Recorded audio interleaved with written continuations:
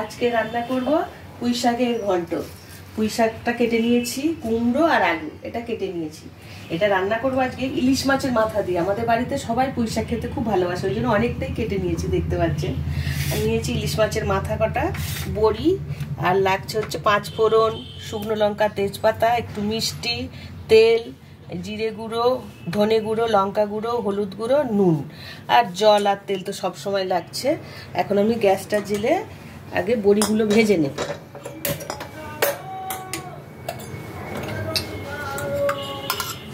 তেলটা গরম হয়ে গেছে, এখন আমি বড়িগুলো ভালো করে ভেজে নেব।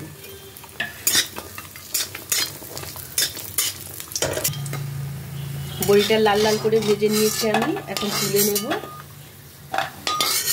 এখন কড়াইতে আমি আরেকটু তেল দেব। এখন এই ইলিশ মাছের মাথাগুলো একটু নুন আর একটু হলুদ মাখিয়ে আমি ভালো করে ভেজে নেব।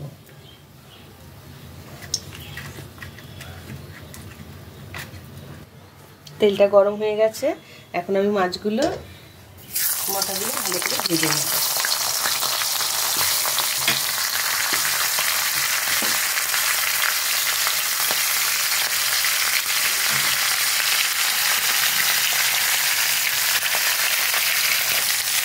মাছের মাথাটা ভাজা হয়ে গেছে, এখন আমি তুলে নেব।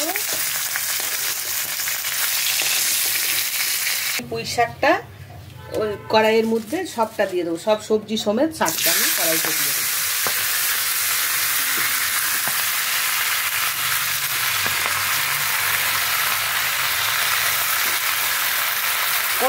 এখন এই মশলাগুলো দিয়ে দেবো আমি 1 চামচ মতো নুন,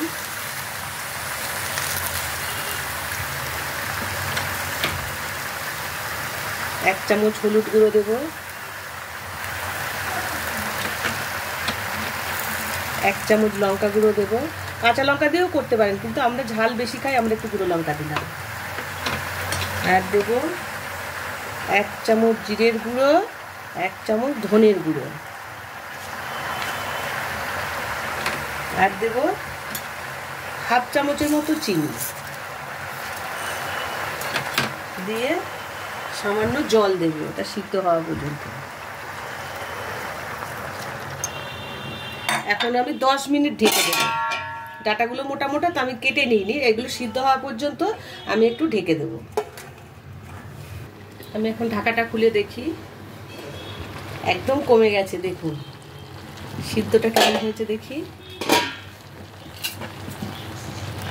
হ্যাঁ, মোটামুটি সিদ্ধ হয়ে গেছে, আর অল্প একটু হবে।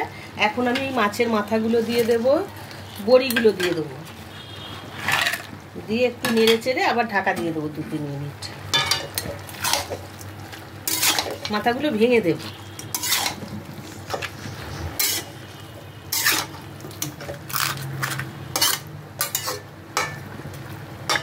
এখন 2-3 মিনিট একটু ঢেকে দিই, তারপরে আমি ফোড়ন দেব। ঢাকাটা খুলে দেখি, হ্যাঁ এখন রেডি হয়ে গেছে। এটা আমি এখন নামিয়ে নেব, গ্যাসটা কমিয়ে আমি নামিয়ে নেব। এরপর আমি ফোড়নে দেব।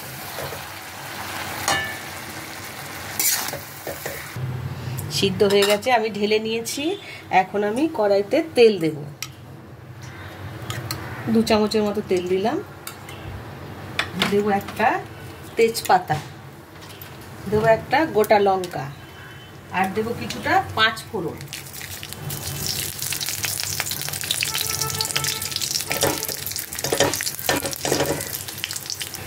ফোড়নের তেল গরম হয়ে গেছে, এখন আমি শাক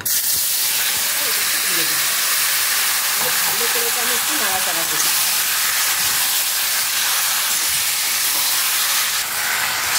রেডি হয়ে গেছে, এখন শাক একদম মজে গেছে, দেখুন সব মিলেমিশে এক হয়ে গেছে। আমি এখন এটা গ্যাসটা বন্ধ করে আস্তে আস্তে নামিয়ে নেব।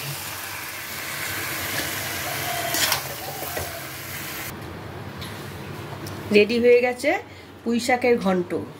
আগেকার দিনে আমার ঠাকুমা বলতেন, শাকের সেরা পুঁই আর মাছের সেরা রুই। মানে যে কোনো অনুষ্ঠান বাড়িতে কিন্তু পুঁই শাক হতোই। এখন দিনকাল পাল্টে গেছে, সব কিছু পরিবর্তন হয়ে গেছে, কিন্তু পুঁই শাক আগেকার দিনে অনুষ্ঠান বাড়িতে হতোই।